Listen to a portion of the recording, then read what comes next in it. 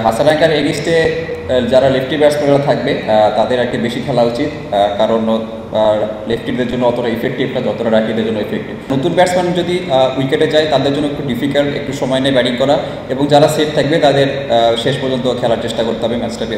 আপনি যে প্রথমে যেটা বললাম যে আমি বললেন যেটা যে আমি ভালো খেলেছি, আমার কাছে মনে হয় না আমি ভালো খেলেছি, কারণ টিমের যখন যেটা দরকার ছিল সেটা আমি পূরণ করতে পারি নাই। সেদিক থেকে বলবো যে যদি সেটা পূরণ করতে পারতাম তাহলে হয়তো বা বলতে পারতাম যে হ্যাঁ আমি ভালো খেলেছি, টিমের জন্য খেলতে পারছি। তো অবশ্যই পরের খেলার জন্য কামব্যাক করার সুযোগ আছে আমাদের, কারণ 3 ম্যাচের সিরিজ, 1 ম্যাচ শেষ হয়েছে। নেক্সট ম্যাচ আমাদের জন্য খুব ইম্পর্টেন্ট। যদি আমরা কামব্যাক করতে পারি তাহলে ইনশাল্লাহ we are in the tournament. অবশ্যই, কারণ দেখেন আমরা অনেক ভালো একটা পার্টনারশিপ দিচ্ছিলাম আমি আর শান্ত ভাই। তো এই দিক থেকে বলবো we are little bit of unfortunate, কারণ ওই রান আউটটা এবং অনেক ভালো ক্যাচ ধরছে, ভালো একটা রান আউট করছে ওরা।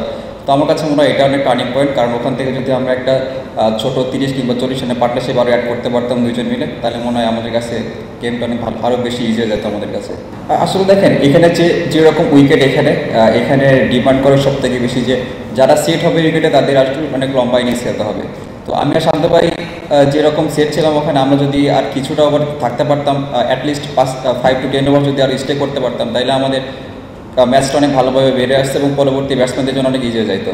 আর আমাদের জাস্ট একটাই মেসেজ থাকবে সামনে ম্যাচের জন্য, সেটা হলো যে যারা নতুন ব্যাটসম্যান যদি উইকেটে যায় তাদের জন্য একটু ডিফিকাল্ট, একটু সময় নিয়ে ব্যাটিং করা, এবং যারা সেট থাকবে তাদের শেষ পর্যন্ত খেলার চেষ্টা করতে হবে ম্যাচটাকে না হওয়া পর্যন্ত। অবশ্যই দেখেন আমাদের একটা লম্বা ডিসকাশন হয়েছে লাস্ট ম্যাচের ব্যাপারে।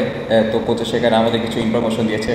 লাস্ট ম্যাচে আমরা যেভাবে কলাপস করেছি সেখানে একটা ইনফরমেশন জাস্ট যে এইরকম উইকেটে যারা সেট হবে তাদের শেষ করতে হবে, জাস্ট একটাই।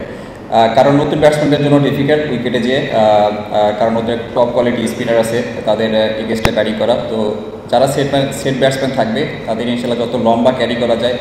আর হাসানাঙ্কার এগেইনস্টে যারা লেফটি ব্যাটসম্যানরা থাকবে তাদের আর কি বেশি খেলা উচিত, কারণ লেফটিদের জন্য অতটা ইফেক্টিভ না যতটা রাইটিদের জন্য ইফেক্টিভ। তো এই কিছু কিছু ইনফরমেশন আমাদের দেওয়া হয়েছে যেগুলো ইনশাল্লাহ সামনের ম্যাচে সবাই কাজে লাগে আশা করি।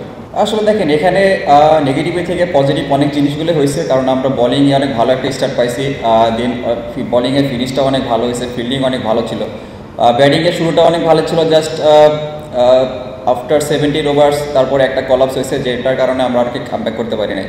তো আশা করি যে এখান থেকে যেটা হয়েছে আনএক্সপেক্টেড, আসলে আমরা কিছুটা আনফর্চুনেটও বলবো, কারণ এরকম সাধারণত আমরা খেলায় দেখি না এরকম ঘটনা ঘটতে। তো আশা করি সামনের ম্যাচগুলোতে এই জিনিসগুলো আর ঘটবে না ইনশাল্লাহ। এটা নিয়ে কোনো কমেন্টস করতে যাচ্ছি না। ব্যক্তিগত গোল যেটা বলবো, আমার সবসময় চেষ্টা থাকে প্রত্যেক ম্যাচ বাই ম্যাচ খেলার এবং প্রত্যেক ম্যাচে টিমকে ভালো কিছু কন্ট্রিবিউট করা।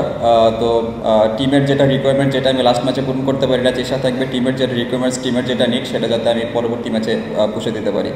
আর টিম গোল যেটা, যেহেতু 3 ম্যাচের সিরিজ, 1 ম্যাচ শেষ হয়েছে, সামনেরও 2 ম্যাচ আছে, আমরা 2 ম্যাচে চিন্তা করতেছি না, কারণ সামনের ম্যাচটা অনেক ইম্পর্টেন্ট টুর্নামেন্টে টিকে থাকতে হইলে। তো সামনের ম্যাচে সবার ফোকাস থাকবে।